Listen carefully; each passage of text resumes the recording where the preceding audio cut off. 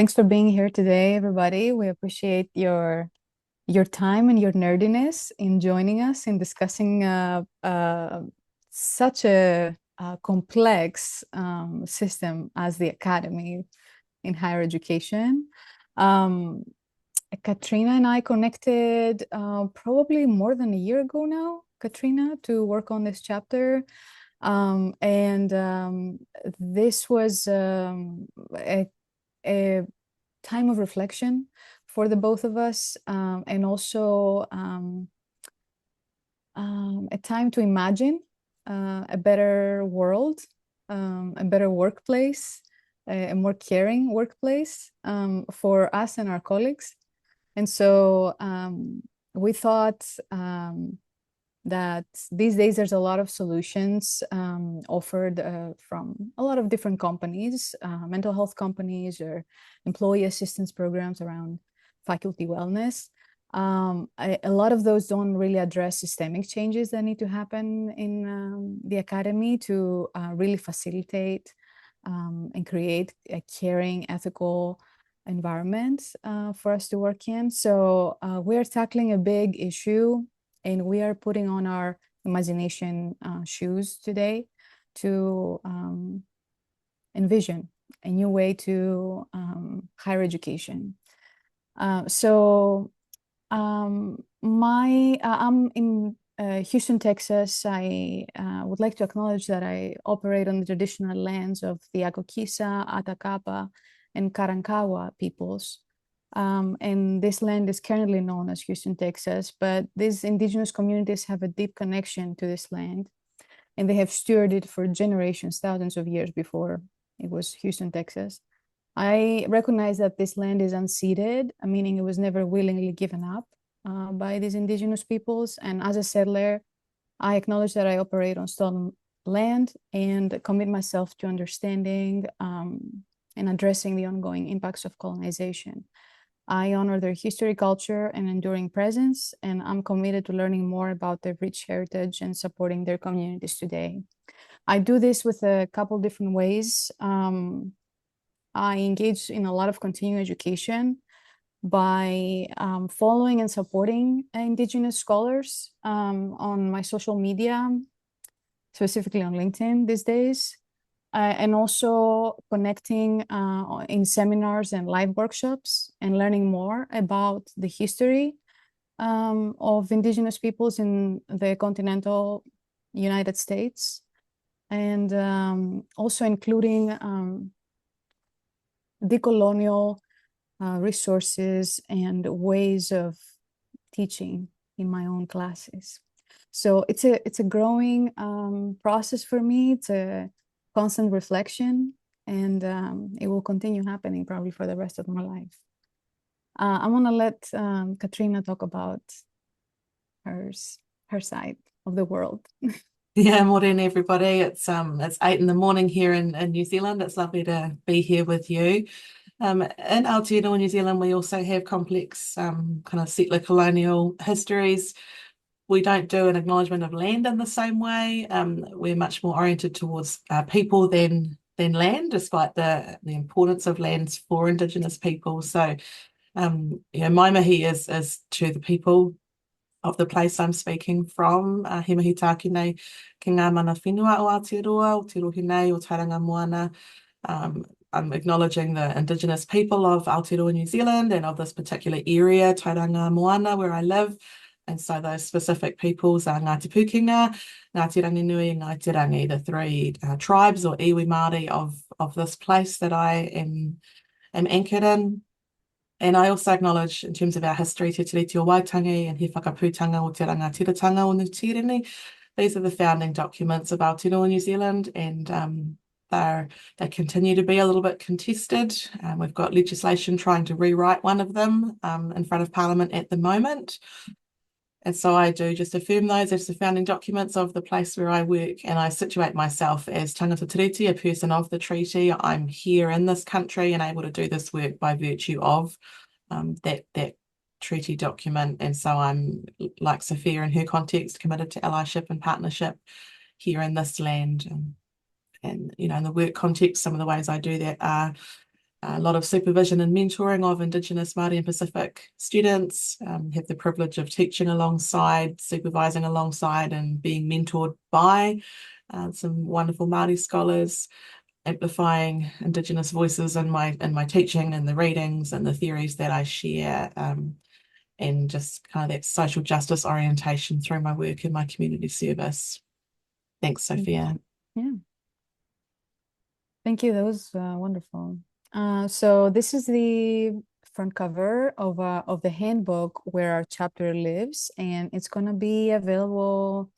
It's going to be published rather in November, but it is available for pre-order, I believe. And Mary Drinkwater and Yusuf Wajid are the editors of this handbook series. There's 4 of them, and we are in the 4th one. And it's called the Handbook of Ethics of Care and Transformative Leadership in Higher Education. Yeah. So we have one more team member, and she couldn't be here today. She transitioned actually out of the academy, as of maybe 9 months ago or something like that.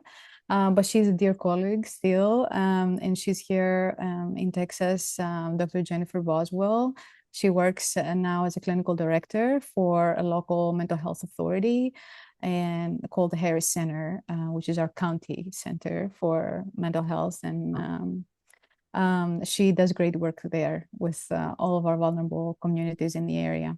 I teach for Yorkville University's Master's in Counseling Psychology program. I'm also a course developer for the upcoming Master's in Couple and Family Therapy program. And here in Texas, I also teach in a Master's in Family Therapy program full-time. So I'm going to let Katrina talk about her work for a second. Thank you. So I'm a senior lecturer in education at the Division of Education at the University of Waikato. I teach into initial teacher education and educational leadership, and my research focuses on inclusive higher education in relation to a number of particular groups: parents in higher education, women, people affected by trauma, and distance doctoral students in particular, and all of those threads come out of my kind of personal experience and interests. Yeah. This was my first research piece on faculty wellness, and I hope it's something that continues.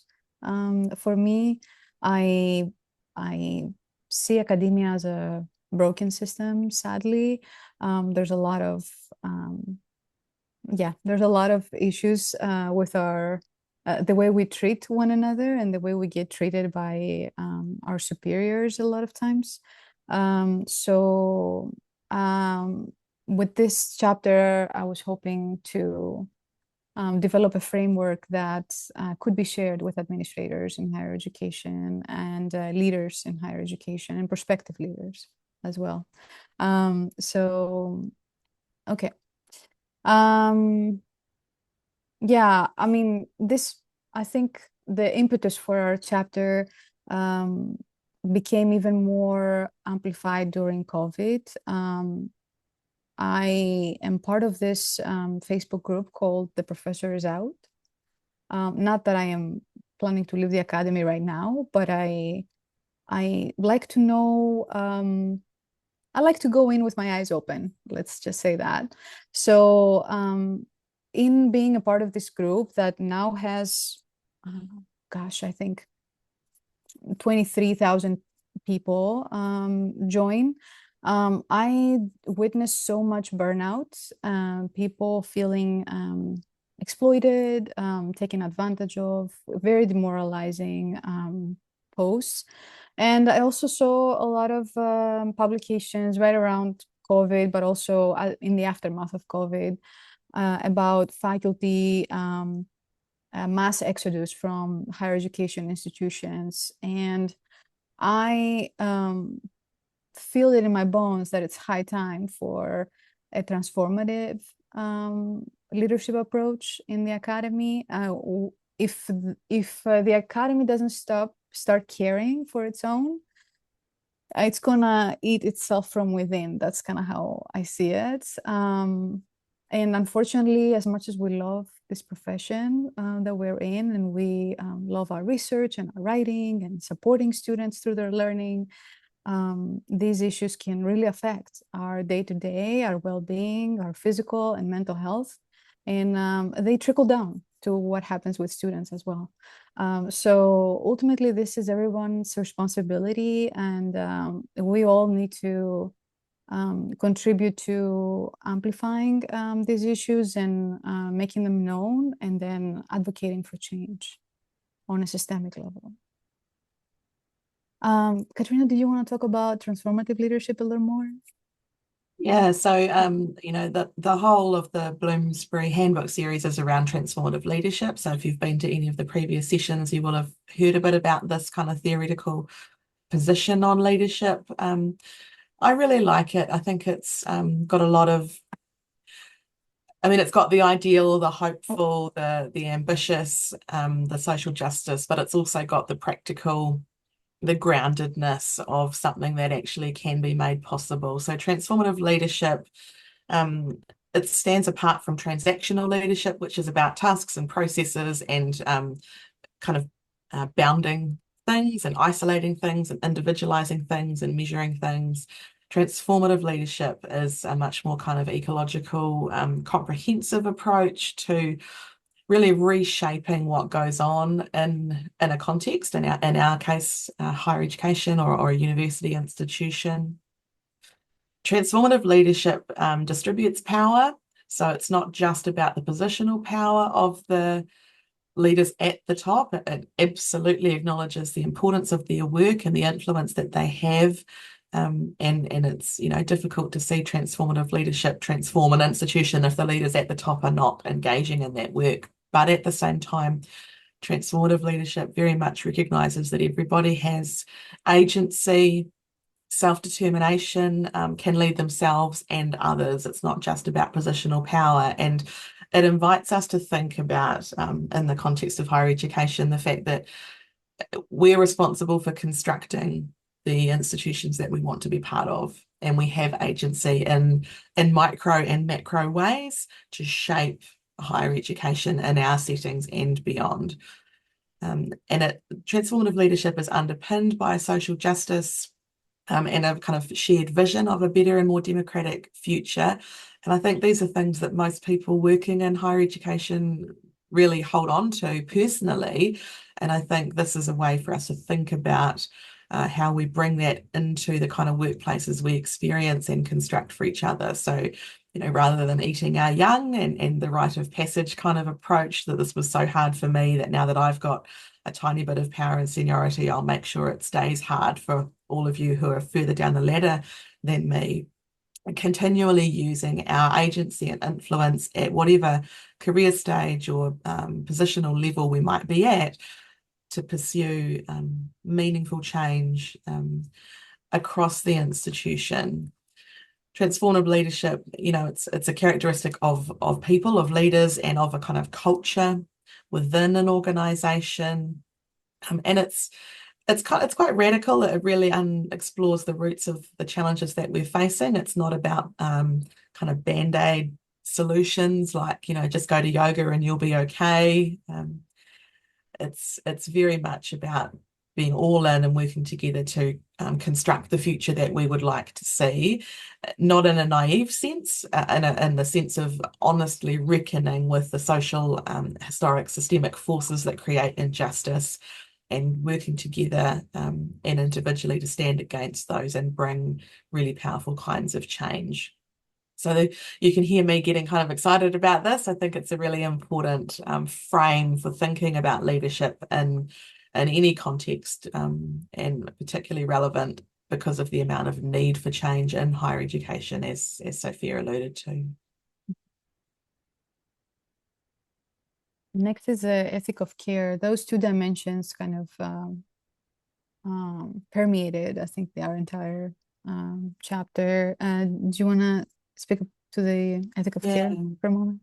So, I mean, ethic of care originated in feminist scholarship and thought, but I mean, really, a lot of social justice work originated in feminist scholarship of thought. That was sort of the first socially acceptable social justice issue, maybe, at least of our kind of modern time. But it's much broader than that. It recognises the dignity of human beings, the importance of our wellness and flourishing. Ethic of care literature talks about living the best way possible, not just surviving and getting through, but creating environments and, again, systemic and structural conditions where we can all flourish.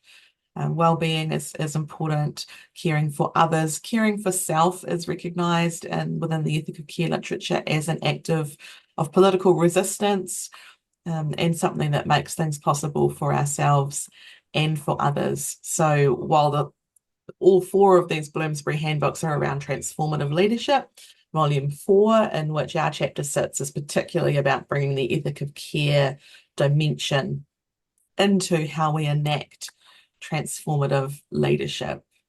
And so, yeah, we're thinking about care as kind of fundamental to the human condition. It's what we do. It's how we sustain life on the earth. It's how we acknowledge that we all have seasons of strength and seasons of dependence in our lives, and that those are just part of the human condition, and that there's dignity in both, and that we need to care for each other and kind of be fully human as we go about our lives. And in the context of higher education, how can the institution, how can our own micro interpersonal interactions and relations reflect an ethic of care so that everybody can flourish and therefore do their best work and feel well while they do it. Just imagine, for a moment, if we could do that. Yeah, you're either Okay. really excited about that or you think we're on the totally wrong planet. Yeah. Maybe some people are like, why are you in academia? This is not good for you. Okay, so I think both Katrina and I, when we were planning and structuring our chapter, we identified a lot of current efforts to offer services or offer products or strategies to faculty and higher education leaders that are not necessarily grounded in systemic change, but they're more focused on the individual. So when Katrina was joking earlier about the yoga classes, this is something that is offered in a lot of institutions. There's wellness courses and wellness packages and breathing and meditation, groups, and all of those are wonderful, of course, but they're not the solution or the response to counterbalancing the workload or the expectations or the possible treatment that a lot of historically marginalized folks receive in the academy. So when we were thinking about supporting faculty well-being, we moved past that, here is a free workshop on your very, very busy day that you otherwise are drowned with work, but you can attend a session on breathing strategies or time management strategies, right? That's Yeah, I the one think a that lot of gets to me the those most. initiatives, they come out of a very kind of neoliberal understanding of the academy and of work, not just, in education context, but work more widely. And they locate the problem of coping with individuals. So instead of saying, how can we transform the academy itself to be healthy and allow people to flourish and therefore do even better work than they could otherwise? Like, this is not well-being at the expense of great research and great teaching, right? This is well-being as an unlocker of transformative research and teaching. But some of these sorts of neoliberalized approaches, they, instead of how can we transform the academy to make it healthy and all it can be, they instead say, you as the individual worker are responsible for coping and being well in what Sofia described as a broken context. And so if you can't succeed, you are not resilient enough, you're not managing yourself well enough, here are some offerings and interventions for you at a personal level. You clearly don't know enough about breathing or yoga, or you are not doing the right things. And so we've kind of Yeah. critiqued those as individualistic. And Mm. because the filter that we were looking at the literature through was transformative leadership and an ethic of care, we excluded those sorts of things, as well as excluding faculty initiated efforts that were still about how can I cope with a broken system. We were looking for how can we unbreak and reimagine the system. Yeah, exactly. Um, so in looking for a framework around the time that we started writing this chapter, the US Surgeon General um, uh, published their updated framework for health. And I don't remember how it was, just in the news that I was reading at the time. And I remember looking at this and thinking about how I wonder if we use this framework that the US Surgeon General says, these five things: opportunity for growth, protection from harm, connection and community, work-life harmony, and mattering at work. If we use these for um, reimagining how higher education context could be, imagine what our workplace would look like. So we started organizing these systemic strategies that we're about to talk about around these five pillars here. And so we'll talk more about each one of these um, in a We should moment. acknowledge that actually we organised them, they fell into four because Oh yeah, higher that's education's right. kind of got opportunity for growth covered. Like that's our Yeah, core business. yeah. We're about staff growing, we're about students growing, there are career progressions. And so we didn't find kind of transformative approaches in that space, but Sophia will talk through the other four. Yeah. So the first one that we're going to look at is protection from harm. Here in the chapter, again, me being a family therapist coming in as a systemically trained mental health professional, I talked about the need for leaders in the academy to be trained in trauma-informed approaches. And this doesn't mean that they would become therapist or like licensed as a therapist, or that would be part of their role. But it does mean that they would become more aware of how to approach faculty, students, acknowledging that each person comes with a history of their own trauma, triggers, and resilience, and being able to tap into that when approaching them, when having discussions with them, being able to understand potential needs and ask about potential needs. Um, Based on our trauma histories, we all develop strategies to cope and strategies to thrive in the future. And so sometimes when we are around triggering events, we go back to survival mechanisms. And so that can be, reactivity, it can be avoidance, it can be isolation. And so having a trauma-informed framework that leaders understand, that can be a powerful tool in connecting from a caring place with both faculty and students.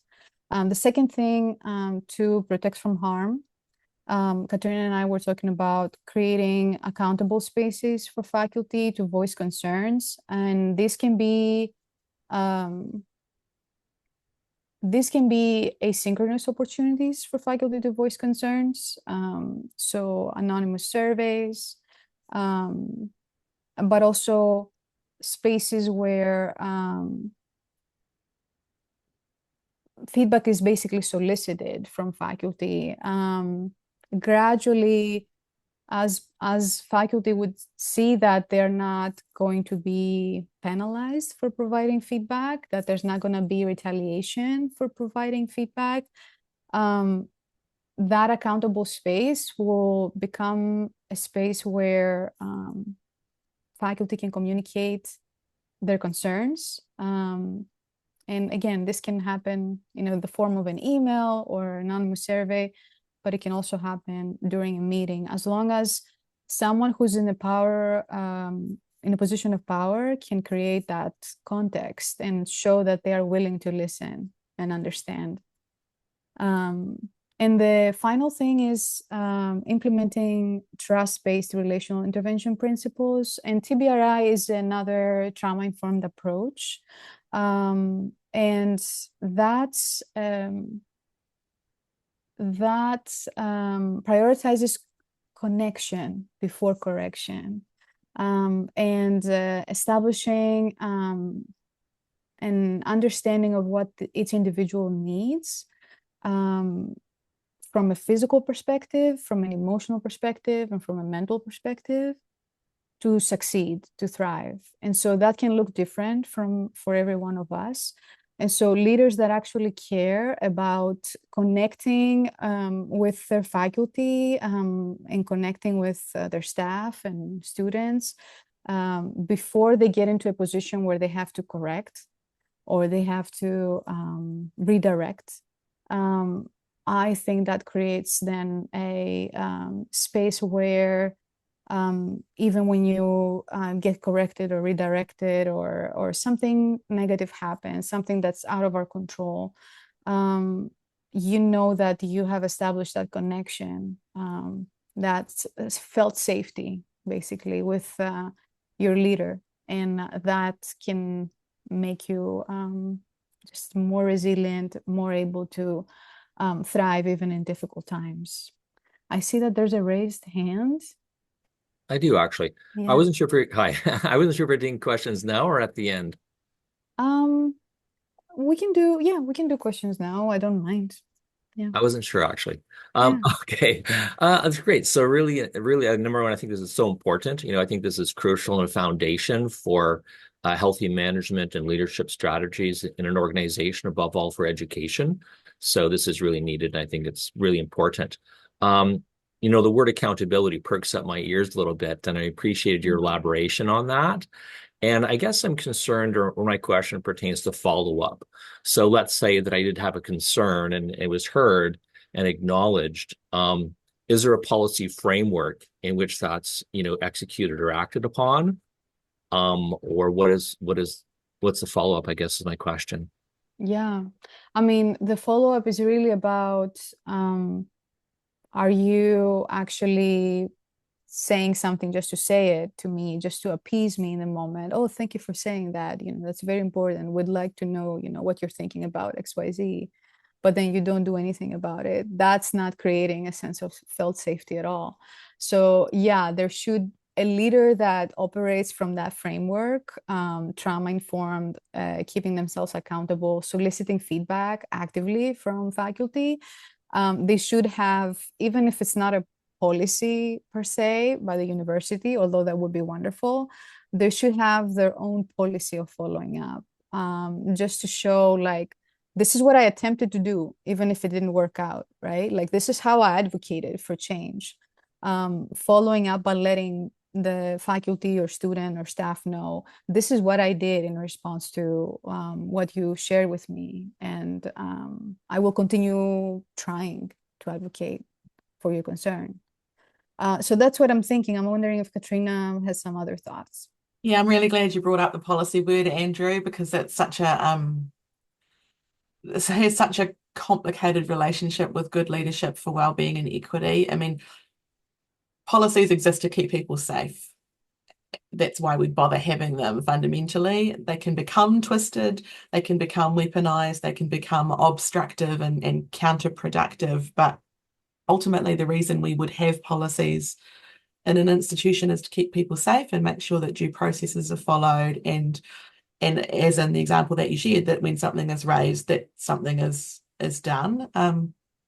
But equally, policies can be a way that we kind of abdicate our human responsibilities, and we defer something to a policy process instead of acting on it in the context of the relationship. So if I'm the leader and someone's brought a concern to me, I'm the person that was trusted with that. And so there's a tension around funneling that into a process that separates the issue from the relational context in which it was raised.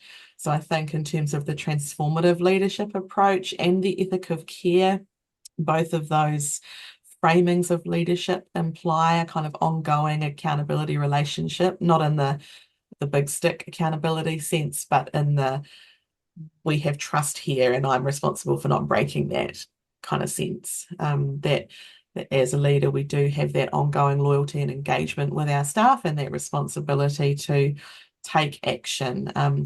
I think there's a challenge, we need to document things well. We need policies that make things equitable and make sure that we handle things well.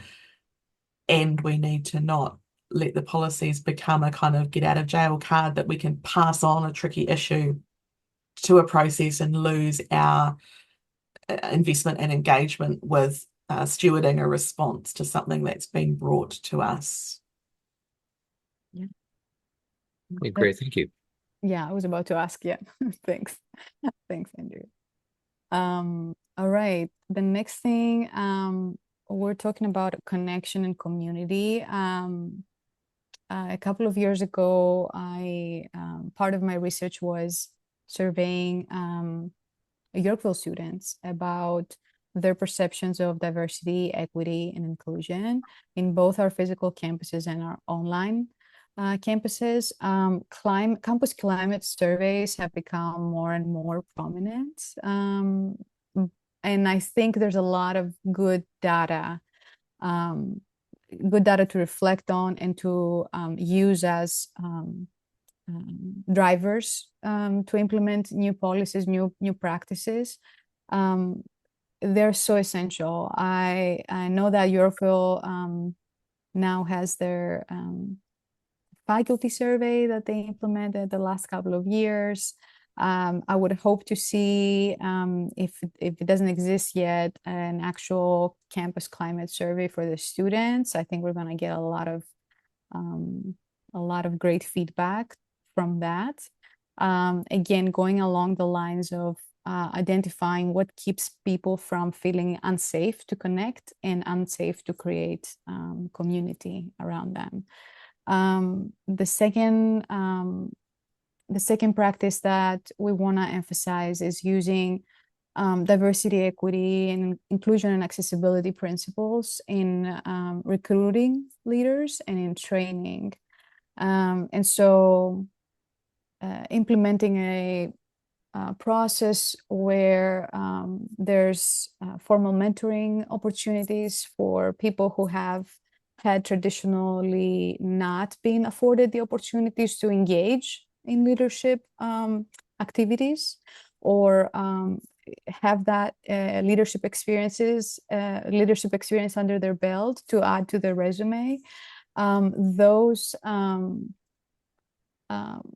policies, training opportunities, formal mentoring processes, all of those can help us address what we see in the academia today, which is just a lot of diversity on the faculty side, or maybe even the staff side. But then as you go up to the C-suite, it's kind of a lot of the same identities showing up over and over again. So there's obviously a bias, and we need to do something about it. And there's historical marginalization, and that can be addressed by actively supporting opportunities, creating opportunities for training and formal mentoring for people who have not had those opportunities before, but they have definitely leadership potential. Yeah. Can I jump in, Sophia, and just add, I mean, you can probably already see that some of these strategies, they could be used in quite transactional ways, and they could be used in kind of self-protective ways by the institution or by leaders to say, well, I've done a survey and I've done my job, or I've given you a mentor, tick.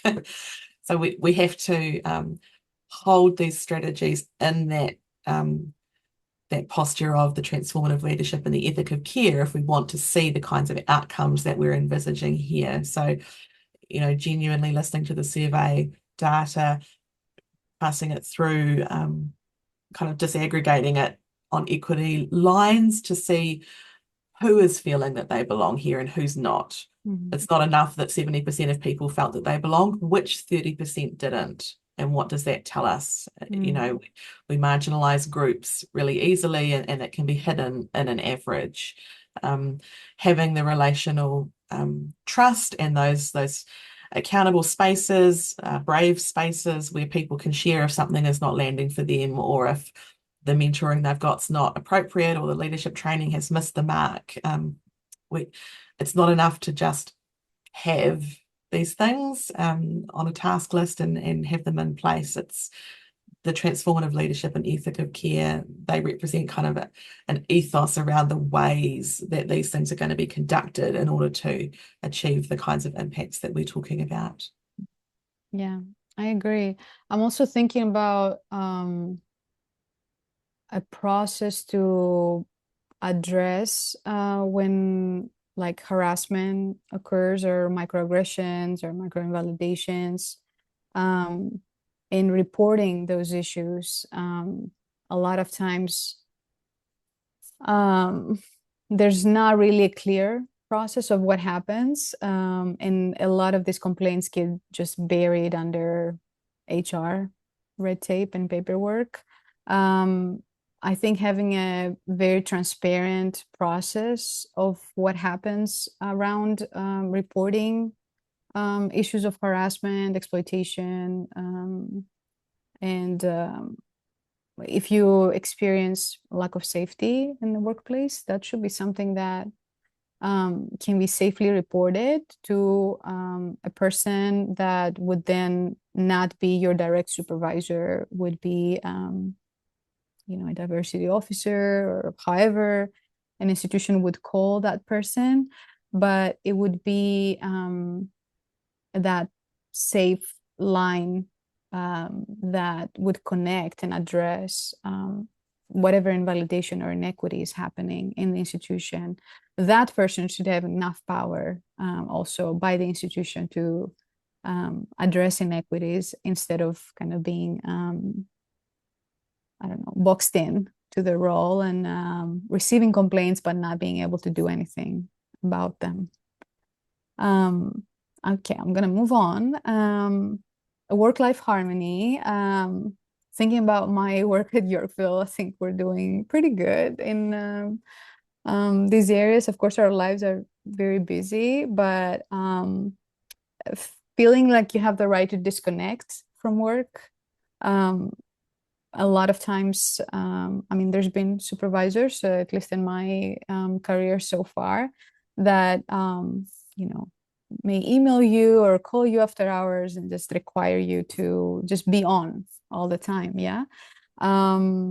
Providing autonomy over how work is done. So as long as the output is there, not necessarily micromanaging the process or how that happens. If you worked 3 hours straight, or if you worked for 5 hours and in the interim you picked up your kid from school, or you took your sick kid to the doctor, or you took a rest because you needed to take your eyes off of the screen, just providing flexibility. I think that's key for the next generation of workers, for sure. And then increasing access to truly paid leave. I think the US can do much better with that, especially around maternity leave. And yeah, I don't know, do you have any other thoughts on this one? Yeah, these ones, on one level they seem really easy, but on another level they're really hard to put in practice in a genuine way. But they link back to the ethic of care and recognizing that we are all engaged in a kind of ecosystem of care at different points in our lives. I've done some research around care in the academy, and did one study where I wasn't even looking for carers in the sample. I was just looking for, it was doctoral students, and found that there were more carers than non-carers in the sample. Like, it just blew us away. So I think this is about how we kind of humanize work, but in the transformative context, it's making sure that we are not just putting in top-down policies, that would be a transactional move, but following it up with the genuine culture change, having those difficult rumble conversations, as Brene Brown would frame them, with staff about how this culture lands and what we agree to and how we hold each other accountable in the best ways to working in ways that give us this harmony, that recognize that for some people, the best way to get their work done in a healthy way would be to do it, some of it after hours, because they're with their children during kind of business hours and some of those things, but keeping things really clear. One of the things that we've been able to do in the chapter that we obviously can't do here is provide a lot more concrete examples, just because of time and space for a talk like this versus a 8,000 word chapter. So I would encourage you to look at the chapter if there are particular bits in here. The chapter has these headings of these 4 sections, so you can go looking if you want to see good examples of people who've done something good with their framing of work and non-work time, or their use of campus climate surveys or something. And you can look up we've left breadcrumbs of examples that you can look up through the references to see more about how it might be done in what we would class as more of that transformative culture change, top to bottom approach, rather than just a policy or a statement once and done from the top. Yeah, agreed 100%. The last one is the last one we're going to cover today is mothering at work. And these are, this is a big one for us. I think both in industry and in the academy, there's been a wave of employee research groups in the last, the last few decades probably, and it's been growing. Those ERGs have been used sometimes as basically a way to add workload on employees that are already overburdened, and not necessarily as an actual resource group for leadership to draw data or connect with, better understand their employee body. We are talking in the chapter about how to frame these ERGs in a way that they're not becoming an extra burden for employees, but they are actually a renewal resource, a place where employees feel they can contribute to what happens next in the company or in higher education or in their institution. Pay inequities are there. I know for sure in the US there's pay inequities by gender in the academy, and salaries for our educators are often not livable wages depending on where someone resides. There's different cost of living depending on the state you're in, but I think the academy can do much better in supporting faculty, even if they cannot necessarily exponentially increase our salaries. Oftentimes I see what I've noticed in the institutions I have worked in, there's kind of an overinflation of the C-suite, all the VPs and all the different staff that are getting hired in administration, and yet there's not administrative staff or even support staff or faculty that do so much work with so many different students, and so that can create such a barrier, such a burden on faculty, really can affect our daily lives and our mental health, create so much anxiety.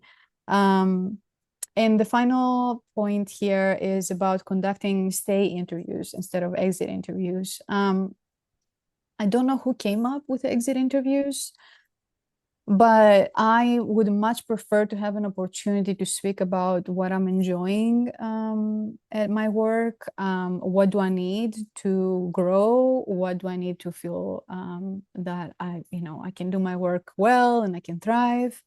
I would much rather have these conversations before the final straw and before deciding to leave employment. And so we are urging leaders to have these conversations with faculty and staff before the time comes that after being ignored for so long, you decide that, I can no longer do this. I have to protect myself. So Katrina, did you have any thoughts on this? No, let's move forward into some discussion, Yeah. I think. Okay. Yeah. So key takeaways for higher education leaders from our chapter, really creating a stream of continuous feedback from faculty and staff and integrating that into decision making, and then communicating how the feedback was used to inform policies, to inform strategies, to inform changes. And then having discussions, connecting with faculty and staff to see how organizational structures impact their work, and understanding that wellness is a shared responsibility. It shouldn't be upon the faculty or staff to just do whatever they can on their own to be well. It should also be upon the leadership to share responsibility for creating conditions for wellness, and for faculty to work in healthy environments and safe environments.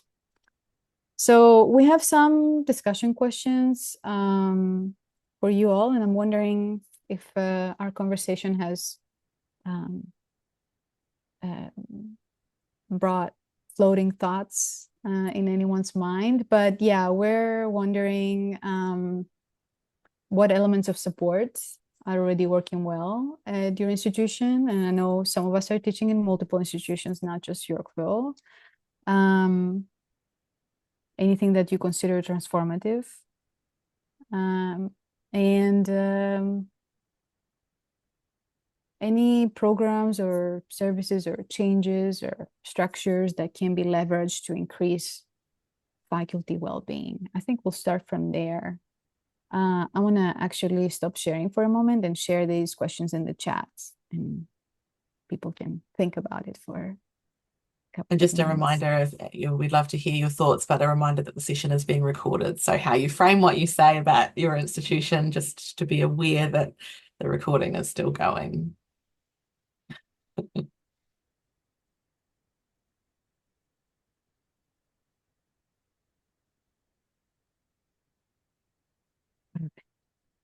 There's the questions from Sofia. Great.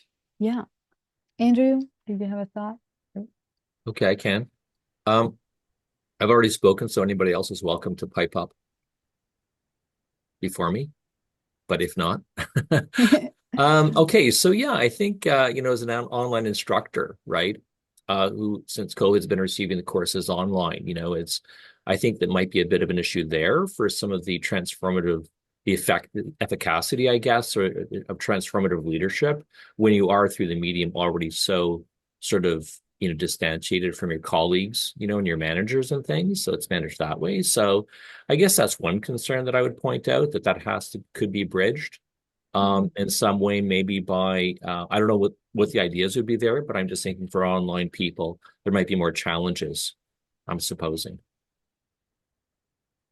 Yeah, I think it's really important that as leadership, we take responsibility, not just for the tasks, but for the people. And that means creating the conditions for those relationships and connections to be strong and secure. I work at I suppose what you call a branch campus. So the main university is in a different city. I'm here in a smaller campus. And so we've had to wrestle with how do we create connection in that context. It's not exactly the same as if you're at home on your own the whole time teaching online fully remotely. I'm at home today, but yesterday I was in the office, and later I'll be in the office with the small team. I think the technology that has separated us also has a lot of potential for reconnecting us. And so, weekly morning teas online just to catch up, or monthly team meetings, and the rhythms that connect us can be helpful. Creating good cultures around how we manage those. Our campus has just moved its small campus comms off Moodle and onto Teams, and like the amount of comms noise has kind of exploded with that move, because suddenly more comms is possible, and more comms is not necessarily what you want. So I think being really mindful, and back to Sophia's earlier point about seeking people's voices about what's working. You know, are you feeling connected? Which practices that we have help you feel connected? What things are in the way or don't feel like good uses of our time? I love Barbara Grant is a higher education scholar here in New Zealand, and she's written about the 1,000 tiny universities, and the idea that there's all these micro moments in which we construct the university, and there are 1,000 possibilities of what the university could be, and it's on us to take that agentic action. And so I think it's in these little moments that we ask people what's working, and we negotiate, and we adapt, and we construct. Those are the things that are most easy for us to influence, and they actually make a really big difference. And so your point about how we feel connected if we're remote workers or teaching students that we're not in a room with, you know, those are spaces where we have agency to explore. And I think it can be quite life-giving when we do find those rhythms that work and people feel energized and connected and seen. Andrew, are you having any Yeah, no, I think thoughts in that's great. response to that? Yeah. I think that's spot on. I think that what struck me in particular, what you mentioned when you mentioned, Katrina, the coffee, you know, the sit down chats and the rhythm, right, where that's sort of a weekly or a monthly event that everyone can look forward to, right? So I think that's crucial. Also, the informal relationships, the time for informal building. We have to be cautious a little bit, I feel sometimes, because there can be influence, and, you know, informal meetings and conversations can turn into, you know, influencers and social recruitment and social exclusion, these kinds of factors. And that's sort of why I mentioned policy earlier as well, because on the one hand, I recognize how you can defer responsibility to this, you know, impersonal bureaucratic process, but then having something written down is also something to be accountable for in terms of like a brass tack bottom line, kind of like a job description. So I think they work together in that way. And so that's what I want to say in particular to your coffee breaks. I think they're great on the one hand. Formally, we can informally, you know, discuss, but you might be my boss, right? And so there's always a power dynamic there that I think has to be kind of negotiated carefully. And I don't know how that would work out in practice. Maybe an agenda and a chair, or I don't know, but I think it's a great idea, and I think I appreciate that way of building a rapport. And communication channel is good. Yeah, I mean, the ones I've been in that have involved a positional leader have been characterized by that. It's a round table of updates and what's on top and what would people like to bring. But the ones that have been characterized by a group of peers, just choosing to have a rhythm to meet on a Friday morning or a Tuesday lunchtime or something, that's much more kind of free flowing. You're right that the nature of it shifts according to who's there, and those are things we can have choice over. We can get together with the 3 or 4 people that we like to do life with and just catch up, and how's it all going, and what's on top, and how's your writing, and how's your well-being. That's really different than when the division comes together. Yeah. Other comments from people?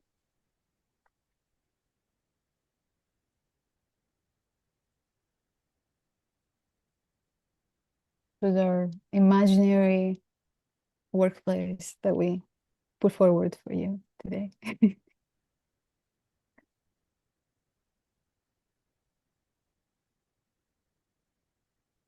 I just came out of another meeting with a lady who introduced herself and said that she researches higher education in popular culture, so how the academy is represented in shows like The Chair and Greek and things. And it's really interesting to look at what some of those kinds of media show us about academic cultures. They kind of stereotype us, but there's a nugget of truth in the stereotype, right? That's what makes an effective stereotype. So I'm super excited to go away and Google her. I'll have to look up her name again on the list of attendees. I hadn't met her before, but I was like, oh, that's really interesting. And I'm wondering how those dots kind of join with this conversation about I'm sure that it will, the media will show us the worst of non-wellbeing, non-flourishing, non-ethic of care, non-transformative leadership, right? And in higher education. And so how can we, in what spaces do we have agency to actually construct something different within our kind of locus of influence?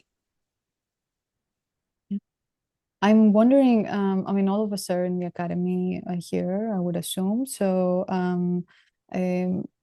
have you had any experiences around your faculty well-being, if you're a faculty, or staff well-being, if you're a staff, that you felt were really effective, like you felt connected, you felt that sense of community, or you felt safe enough to give feedback?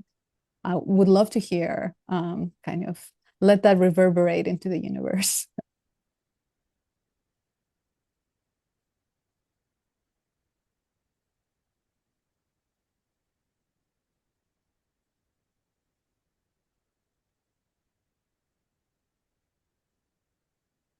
I did love the tours that Julia did over the last few months around the campuses. That was very nice to connect with everyone.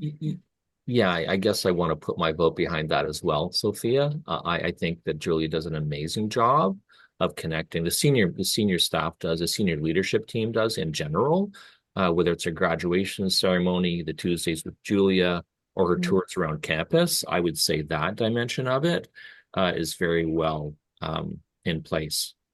Yeah. Thanks for reminding me. Yeah. You're welcome. Yeah. I don't know. Are we wrapping up, Tommy, Jenny? We're at the top of the hour here. I'll pass it to Jenny in a sec. I just wanted to follow up on what Andrew was saying, and Sophia, you as well, because when Katrina, when you and Sophia were talking, you were talking about like the need for senior leadership to model and embody these. I'm coming up on my year here at Yorkville, and I still feel this tentative sort of like not distrust of senior leadership, but moving from public to private and seeing, to Andrew and Sophia's comment, Julia as our president dedicating this kind of work, or Andrew Barnsley as the president from Toronto Film School, engaging in community and engaging in the culture stuff, and launching the President's Teaching Award. And like, it does feel different when you can see that leadership doing it, right? Not just the token or the like, make sure you use your lunch hour to break, right? Like, not those kinds of things you two are getting at in your chapter and in this talk, but actually embodying and leading from that. And, Andrew, to your point, like, that isn't a empty gesture that Ashley, our CEO, and Julia, our president, are up to with their road shows, literally coast to coast, and spending that time with us. So yeah, I'm leaning into that. Maybe I'm seeing some of this leadership, transformative leadership in action, which is really exciting for a place like Toronto Film School and Yorkville University. But now I pushed us 1 minute over. So Jenny, I'm going to turn it to you to thank Sofia and Katrina and close us out.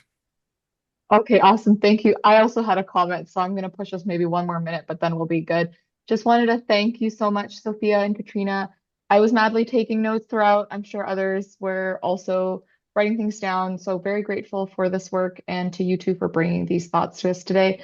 I'll just say quickly, there were a lot of things that stood out to me, but one point especially that resonated and made me think about some of the work that we're trying to do at our center is the need to create accountable spaces for faculty to voice concerns. I know Andrew commented on that as well. We're currently developing and hoping to launch several communities of practice in the near future, and we're calling them communities of practice, care, and play. And this session gave me a lot to think about around how we can proactively build those spaces to be accountable so that we can build trust with faculty, and develop our own lowercase p policies around those communities. And of course, the need to continuously return to the underlying philosophy behind these strategies, so that they don't become transactional, because as we know, the pressures and discourses to economize everything that we do, they're all around us. So just always kind of like returning to thinking about like, how are we doing it? Why are we doing these things? And what are the outcomes we're really hoping to see here. So really grateful. Thank you so much. I know we'll probably continue to be in touch and hope to see everyone at our future sessions. We still have one more coming up in September. I'm going to put it in the chat here if you haven't registered. please do. And Thank yeah, you, thank everyone. you. Thank you, Thanks for being Katrina. here. Thanks, Tommy and Jenny, for hosting.